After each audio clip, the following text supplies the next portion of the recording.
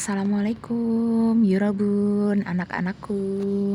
Masuk ke materi pendalaman yang ke berapa ya? Lupa ya.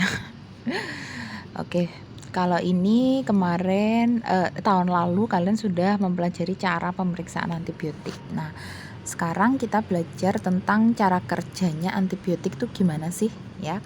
Tapi ini sekilas aja deh, jadi nggak detail. Kalau ingin detail nanti di dunia perkuliahan pasti dijelaskan ya, karena kalian akan lebih paham bagian dalam-dalamnya bakteri ya, sama sel-sel nanti lebih paham gitu. Kalau SMK memang ya sekilas saja lah gitu ya. Oke, ya masih inget ya lagunya ya. Nadanya Kucing Garong masih inget kan? Penicillin, cephalosporin dan seterusnya ya, nggak usah dinyanyikan di sini, malu-maluin. Oke, antibiotik ya. Antibiotik adalah kelompok obat untuk menghambat infeksi bakteri ya. Jadi intinya antibiotik itu obat untuk infeksi bakteri. Lah terus kok virus obatnya juga antibiotik, Bu? SARS-CoV itu COVID itu ditemukan yang obat dari UNER sama BNN. Mana itu kan ini antibiotik. Nah, itu nanti kita bahas juga ya. Sedikit tapi ya. Terus kemudian antibiotik pertama itu dari golongan sulfonamid ya. Terus kemudian penicillin, streptomycin, kemudian ditemukan tetrasiklin, chloramphenicol ya kan. Biasanya kalau tetrasiklin dibuat itu loh Dek, obat kolam lele itu loh Dek, ya kan. Jadi gini, antibiotik itu kan zat kimia ya. Jadi dia itu akan tetap ada sampai beberapa generasi. Maksudnya gini, kalau bakteri itu bisa mati, kalau zat kimia itu hanya bisa berkurang konsentrasinya ya, seperti itu, tapi tetap ada kandungannya. Misal kalian makan lele yang ada kandungan tetrasiklin ya, karena memang gitu deh. Burahma kan juga pelihara lele kan ya, itu kalau nggak ada antibiotik itu tuh gampang mati deh lelenya kayak gitu. Nah, jadi memang agak berbahaya ya, tergantung, mungkin ada panduannya sih untuk antibiotiknya itu. Yang paling baik itu pelihara sendiri yang di kolam kecil gitulah, itu lebih aman, nggak kolam gede gitu kan. Kalau kolam gede itu harus ada antibiotiknya supaya terhindar dari infeksi bakteri-bakteri yang membunuh si lele itu ya. Kalau pelihara sendiri seperti anjuran istrinya wakil gubernur ya, siapa, Arumi Basin dulu kan pernah sosialisasi ya, itu setiap rumah harus pelihara lele untuk cadangan omega 3 keluarga masing-masing di ember besar. Nah gitu. Jadi tetrasiklin yang terkandung dalam lele itu kalau kita makan, kita juga akan punya kandungan tetrasiklin dalam dalam tubuh kita. Makanya muncul beberapa orang ya, dan semakin banyak orang-orang yang resisten terhadap antibiotik gitu ya. Jadi harus pakai antibiotik yang lebih kuat ya. Contohnya misal chloramphenicol biasanya untuk tipes gitu deh ya. Biasanya diresepkan untuk yang tipes-tipes gitu. Nah, kenapa Bu antibiotik ini bisa membunuh sel bakteri tapi tidak membunuh sel inang alias selnya kita? Karena dia bersifat toksisitas selektif. Artinya dia hanya mencederai atau melawan ya sel patogen, bukan sel kita ya. Juga tergantung dosisnya juga. Kalau berlebih sel kita juga rusak. Jadi sel kita itu ribosomnya itu adalah 80S. Kalau bakteri 70S. Nah, itu jadi karena ada perbedaan sel ribosom itu, antibiotik tahu mana yang harus diserang, mana yang tidak, gitu ya. Nah, dinding sel bakteri masih ingat ya, terbuat dari peptidoglikan. Ini ada tanda tanya nih, apa itu ESBL, apa itu SARS-CoV-2 ya. Kalian tahulah ya, kalau SARS-CoV-2 itu virus, tapi kok ada diresepkan antibiotik juga gitu loh untuk terapi. Nah, seperti itu. Terus karena gini, satu alasan ya, salah satu saya kasih bocoran, karena infeksi virus ini merangsang pasti menyerang antibodi. Antibodi pasti akan lebih menurun fungsinya lebih menurun ya, karena fokus melawan virus. Lah, bagaimana kabar bakteri baik yang ada di saluran nafas kita gitu loh. Bakteri bisa baik jika dia itu jumlahnya normal, satu ya, atau kemudian seimbang antara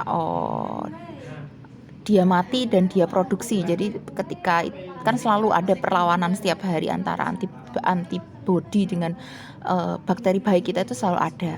Nah, kalau stabil normal itu ya nggak sakit. Tapi kalau tidak normal jumlahnya, kondisinya tidak stabil, maka otomatis bakteri itu akan ikut menginvasi alias ikut jahat gitu loh, Dek. Gitu ya. Itu mungkin satu penyebabnya. Yang kedua mungkin memang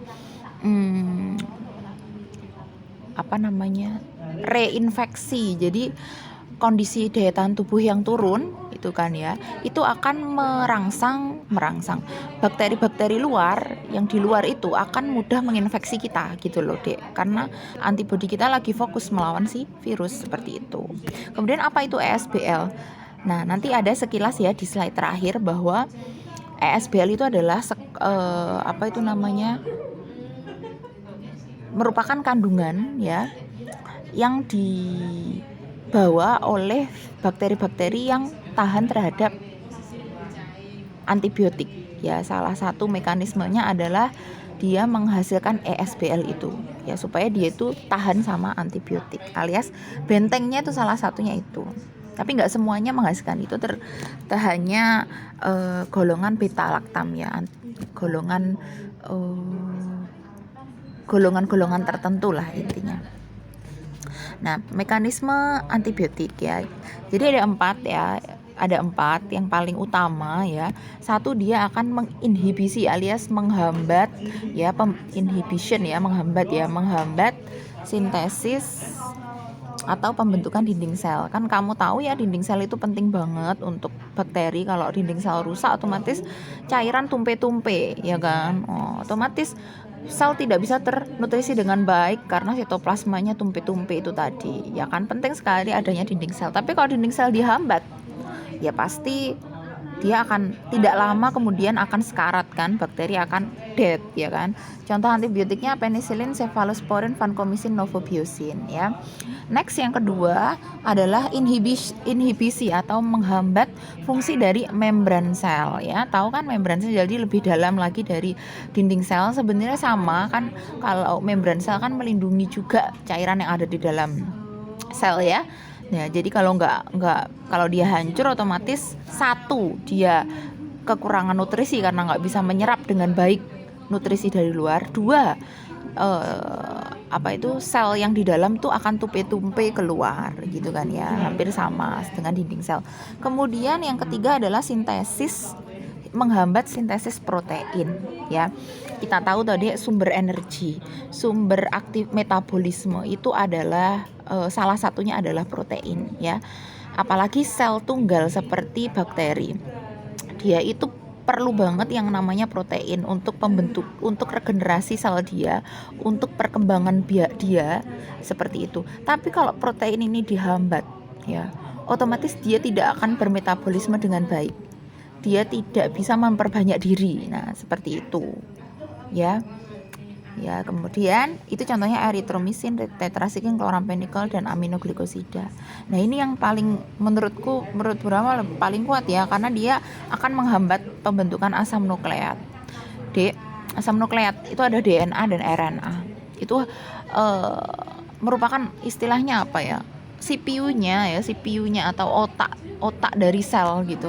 Kalau dia sampai rusak atau tidak bisa terbentuk zat-zatnya ada di sana, otomatis akan mati semua gitu loh ya. Seperti itu. Makanya kayak virus itu kan hanya berupa DNA atau RNA toh. Lah itu kalau dibunuh RNA atau DNA, ya otomatis dia akan mati gitu loh, Dek ya. Seperti itu. Next. Nah, ini sekilas saja tentang beberapa antibiotik dan cara kerjanya ya. Jadi satu dari menghambat sel wall tadi. Terus kemudian sintesis DNA atau asam nukleat tadi, ya kan? Kemudian plasma membran atau membran sel tadi, ya kan? Kemudian ini ya, menghambat ribosom. Ribosom ini kan adanya di sitoplasma, ya kan, di sitoplasma. Nah, otomatis ribosom ini penting banget ya untuk metabolisme. Kalau dia dihambat ya, otomatis metabolisme tidak akan berjalan dengan baik ya. Seperti itu. Kemudian ada lagi menghambat metabolismenya ya. Nah, ini tambahan ya. Ya, seperti itu. Contohnya menghambat asam folatnya, sintesis asam folat. Kemudian ada lagi menghambat sintesis asam mikolat ya. Asam folat, asam mikolat. Nah, itu dihambat akan mati seluruhnya gitu loh ya. Jadi cara kerjanya lebih variasi lagi ya. Seperti itu. Kemudian next, sebentar ya. Oke. Nah, ini contohnya, ini yang pertama tadi yaitu inhibisi sintesis dinding sel. Nah ya, sintesis dinding sel. Jadi dinding sel mempertahankan bakteri dari lingkungan luar ya, melindungi yang dalam dan mempertahankan yang luar ya. Melindungi yang dalam yaitu sel-sel cairannya dan melindungi di luar, dia ada di luar ya. Ya, seperti itu. Kemudian contohnya ya seperti basitrasin ya, berasal dari bakteri Bacillus subtilis. Nah, Bacillus subtilis dimanfaatkan untuk antibiotik, tapi untuk antibiotik yang pemakaian luar yaitu topikal, yaitu untuk kayak kulit, terus selaput lendir seperti itu. Kemudian gentamisin ya, itu adalah termasuk aminoglikosida ya. Jadi kelompok antibiotik itu ada kelompoknya masing-masing ya, aminoglikosida, beta laktam. Nah, seperti itu. Aminoglikosida ya, itu spektrum luas ya. Jadi intinya banyak apa ya, berbagai fungsi gitu loh. Dia untuk berbagai infeksi bakterinya itu, dia itu bisa mengcover beberapa jenis infeksi bakteri gitu loh dia ya. Terus kemudian tapi dia tidak efektif untuk bakteri anaerob, jadi spektrum luas untuk bakteri aerob gitu ya. Kemudian aritromisin alternatif untuk yang pasien ya, PX itu pasien yang alergi sama penisilin ya. Kemudian vancomycin ya, dia lebih sempit karena dia hanya fokus pada infeksi Staphylococcus aureus ya, seperti itu. Yang kedua, inhibisi fungsi membran sel ya. Nah, membran sel itu terbuat dari lipoprotein kan. Nah, itu. Jika membran sel terganggu, ion dan makromolekul akan keluar dari sel. Nah, itu tadi. Karena kan membran sel ini melindungi sitoplasma ya, cairan yang ada di dalam sel. Kalau dia terganggu fungsinya, maka cairan akan keluar tumpe-tumpe ya kan. Polymyxin ya, contoh polymyxin adalah polipeptida dengan salah satu ujung larut lipid dan ujung lainnya larut air. Nah, jadi dia itu kayak semacam punya dua bagian kan, lipoprotein ya. Lipoprotein itu berarti kan lipo, lemak, dan protein. Jadi satu side dari polymyxin ini bisa larut dalam lemak ya, satu larut dalam air. Nah, gitu. Jadi dia benar-benar bisa masuk ke dalam selnya bakteri gitu ya. Karena bakteri tadi kan yaitu lipoprotein ya, terdiri dari lemak dan protein. Jadi istilahnya dindingnya kuat lah ya. Nah, tapi adanya polymyxin dia bisa tembus ya.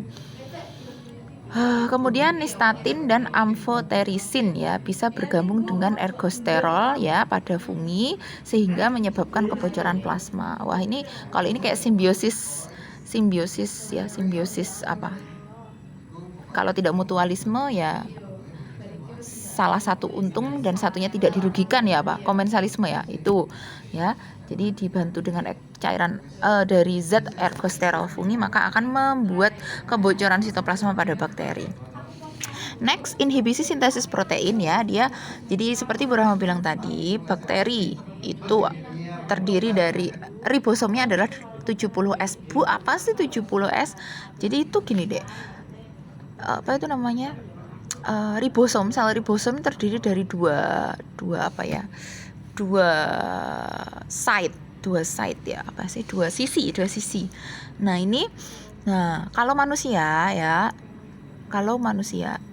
ya ini yang atas 50S, yang bawah 30S.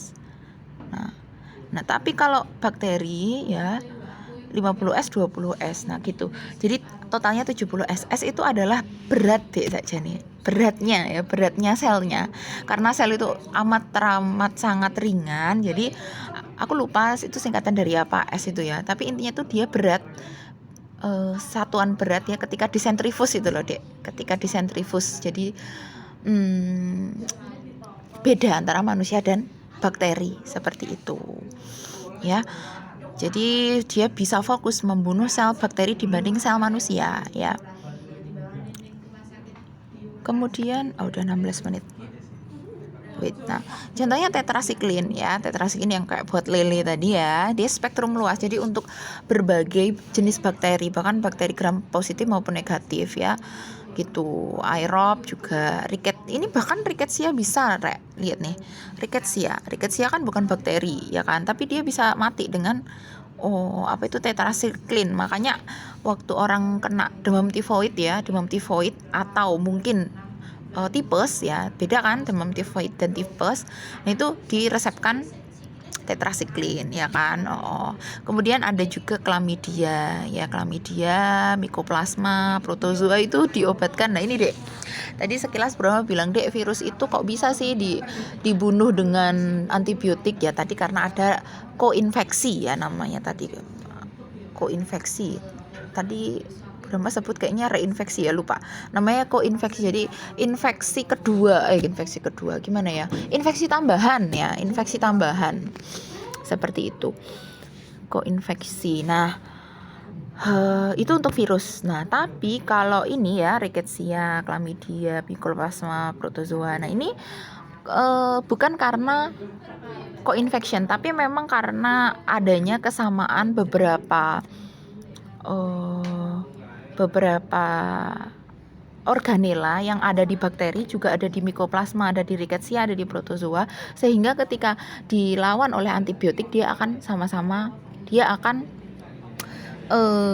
mati gitu loh, Dek. Kamu masih ingat nggak? Masih ingat ya, jamur ya yang sifatnya setengah jamur ya, mikolog jamur, masih ingat ya? Di materi jamur itu ada jamur yang sifatnya mirip protozoa, ada ya protozoa dan bakteri. Jadi dia punya dua sifat ya.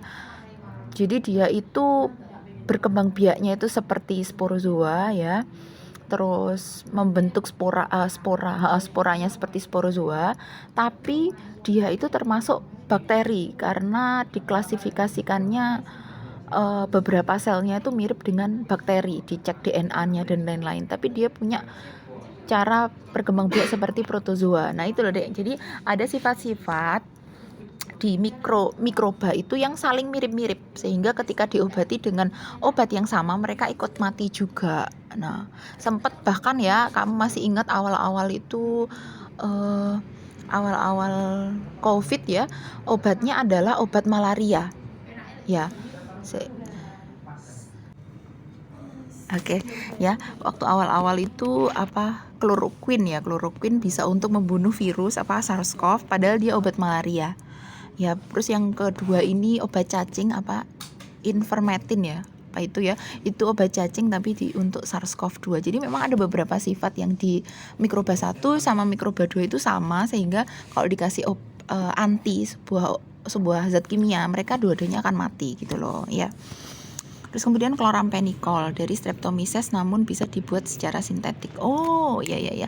Jadi dia itu bisa dibuat tidak dari jamur Streptomyces, tapi dari sintetik, dari buatan di zat-zat kimia gitu loh, Dek. Wah, gitu ya. Kemudian inhibisi atau penghambat asam nukleat ya. Asam nukleat itu adalah DNA dan RNA ya, DNA dan RNA. Jadi dia akan mengikat DNA dan RNA, kemudian targetnya adalah girase dan topoisomerase. oke oke oke. Jadi di bakteri itu ada namanya DNA girase, Dek. Dan topoisomerase. Dia berfungsi untuk replikasi apa ya? Untuk memperbanyak diri. Nah, itu loh, untuk memperbanyak diri ya. Lah kalau target sel ini target sel target apa itu namanya ini? Target ya Allah kok lupa. Ya target gen hampir lupa gen ya, ini jadi gen deh, ini namanya gen ya, ini penelitiannya Bu Rahmadi 3 itu tentang DNA girase ini ya, itu gen di dalam bakteri yang ketika diikat ya akhirnya akan menghambat semuanya ya, menghambat replikasi DNA ya. Kayak kalian hanya gara-gara satu hal bad mood seharian, nah kayak gitu bakteri juga gitu, hanya karena satu gen dirusak seluruh tubuh rusak gitu ya. Oke, kemudian makanya penting sekali harus cepat move on, walaupun hanya karena satu hal harus segera di-healing alias disembuhkan. Kok jadi curhat sih gitu ya. Contohnya rifampicin ya, rifampicin itu menghambat mRNA ya, RNA messenger. Tapi kan RNA itu pembentukannya bertingkat ya, pokoknya jadi RNA, jadi mRNA, kemudian tRNA, kemudian jadi polipeptida ya. Nah ini ketika di fase awal mRNA dipecah ya, itu malah dihambat. Jadi rifampicin menghambat mRNA sehingga tidak bisa ke fase selanjutnya untuk replikasi, untuk transkripsi, untuk memperbanyak diri, metabolismenya itu ya. Kemudian quinolon ya, menghambat enzim girase. Nah ini girase ya, DNA girase. Nah ini fokusnya banyak sekali untuk bakteri infeksi saluran kemih ya, contohnya adalah E. coli. Nah, ada beberapa bakteri yang dia tuh kuat karena dia itu bisa apa ya? beradaptasi sehingga dikatakan dia itu resisten antibiotik ya, resisten terhadap obat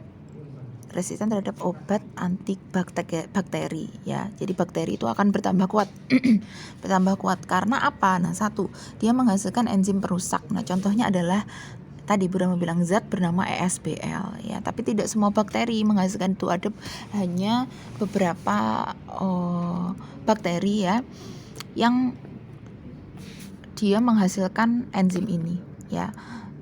Contohnya yang di penelitian Bu Rahma itu E. coli ya. E. coli itu kan sebenarnya baik-baik saja ya. Dia baik-baik saja kalau nggak bermutasi atau menghasilkan sesuatu yang baru di dalam dirinya lah. Tapi karena dia itu sudah kenal ya sama antibakterinya, aku wis tahu kena karo antibiotik kuwi, ya wis aku tak menghasilkan ESBL lah ben aku nggak mati lek dikei zat itu. Nah seperti itu cara kerjanya ya, dia akan bagaimana caranya bisa bertahan hidup ya. Kemudian dia akan mengubah permeabilitas obatnya, jadi dia akan mengganggu fungsi obatnya, fungsi antibiotiknya ya.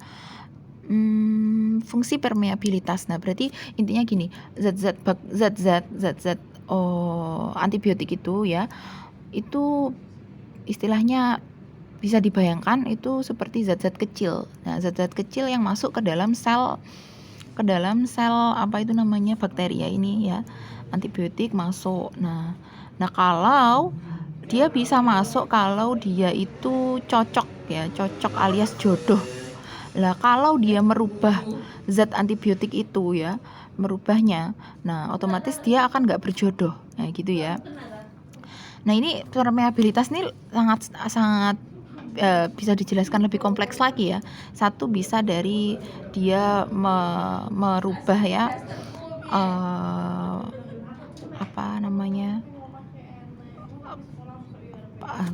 kayak penyerapan gitu loh ya. Ini pumping out. Jadi kan bagaimana zat luar bisa masuk ke dalam dinding sel itu ada proses difusi, osmosis ya, transport aktif. Nah itu kalau fungsinya dirubah, otomatis tidak bisa masuk kayak gitu ya. Kemudian dia akan membentuk enzim termodifikasi. Ini hampir sama ya kayak ESBL ya. Mungkin gini, setelah ESBL ya kan, setelah ESBL ada obatnya ya, dia akan membentuk enzim yang lain. Nah enzim ASBL yang termodifikasi. Nah, kayak gitu ya. Kemudian membentuk target struktural yang termodifikasi, yaitu ini hampir mirip ya, hampir mirip intinya dia akan merubah atau memanipulasi diri bahkan atau memanipulasi antibiotiknya supaya nggak bisa jodoh ya, nggak bisa masuk. Nah, kayak gitu ya. Ya, oke. Entah itu modifikasinya dari dalam deh, ya ini dari dalam sel, dari sitoplasmanya atau dari luar. Nah, kayak gitu. Oke. Oke, kalian bisa lihat gambar juga ya. Contohnya drugs excretion by activation of. Oh ya, jadi dia ya bakteri antibiotiknya udah masuk terus dia keluarkan. Nah, kemudian decrease uptake by change in outer membrane permeability. Nah, itu tadi dia mengurangi kadar antibiotik ya dengan cara merubah permeabilitas. Jadi yang antibiotiknya tetap bisa masuk tapi kadarnya dikit sehingga tidak cukup membunuh si sel-sel bakteri. Enzim inactivation ya, jadi dia menghasilkan enzim yang menonaktifkan obatnya atau enzim yang mempertahankan dirinya ya, seperti itu. Kemudian modification on drug target. Nah, ya misal gini, targetnya adalah apa tadi? DNA RNA. Lah, supaya gimana caranya nggak masuk ke DNA RNA, dia akan memodifikasi area di sekitar DNA RNA kayak gitu. Sekejam itu ya bakteri ya sama kita. Makanya penting sekali minum obat minum antibiotik ya itu sesuai resep ya. Diresepkan segini ya harus habis. Jangan karena udah sembuh nggak tak habisin loh, jangan. Itu akan menimbulkan resistensi terhadap antibiotik ya. Terus jangan sedikit-sedikit antibiotik ya. Jadi sakit ini sakit itu nanti batuk antibiotik. Nah, jadi kalau di puskesmas sih setahu Bu Rama ya meresepkan antibiotik untuk orang batuk pilek itu setelah 2 minggu ya. Setelah 2 minggu masih batuk masih pilek itu baru kasih antibiotik. Karena kalau awal-awal onset yang awal masih infeksi awal itu cuman dikasih ya paracetamol gitu-gitu ya, karena masih dianggap itu virus. Jadi perlu hanya tubuh yang bisa membunuh virus, antibodi kita yang membunuh virus. Jadi setelah 2 minggu baru dikasih antibiotik seperti itu. Kecuali kalau emang gejalanya sudah parah ya, kayak mencret itu kan, mencret muntah, nah kayak gitu otomatis tuh ada infeksi, jadi harus ada terapi antibiotik gitu ya. Terus ini udah tahu lah ya kalian, kita sudah praktikum ya, kayak contoh metisilin itu kan dia zona diameter breakpointnya berapa, kalau sensitif berapa, intermediate berapa, resisten berapa. Nah, ini yang perlu Bu Rama jelaskan dan pernah keluar di soal UKOM itu adalah ini dek ya, ini nih seret ini loh. Aku juga nggak menduga ini keluar ya, tapi ternyata keluar. Jadi pernah ditanyakan diskonten artinya kandungan antibiotik itu pada dis ya Allah, gimana ya cara menjelaskannya. Jadi disnya kalian, kalau disnya antibiotik kalian itu kan ada kandungan antibiotik toh, tapi antibiotiknya nggak utuh, soalnya kan untuk area bakteri di plate doang, tidak untuk seluruh tubuh, tidak untuk diinjeksi ke manusia ya. Jadi otomatis lebih rendah dibandingkan dosis yang di tablet oral kayak gitu. Nah, berapa? Nah, ini adalah panduannya. Ya, ini sebenarnya gampang ya, mungkin cara menghafalnya ya. Yang paling gede konsentrasinya adalah setotoxin, linezolid dan teicoplanin, dan ini nggak pernah keluar. Nah, paling sering keluar adalah yang silin ya, seperti metisilin, oxacillin ya, clindamycin ya mungkin lah ya. Terus rimpavicin. Nah, ini kan konsentrasinya mirip-mirip ya, 5 1 2 5. Nah, ini aja nggak keluar ini ya, seperti itu. Oke, sudah selesai ya dek ya. Sekian, silakan disimak. Wassalamualaikum warahmatullahi wabarakatuh.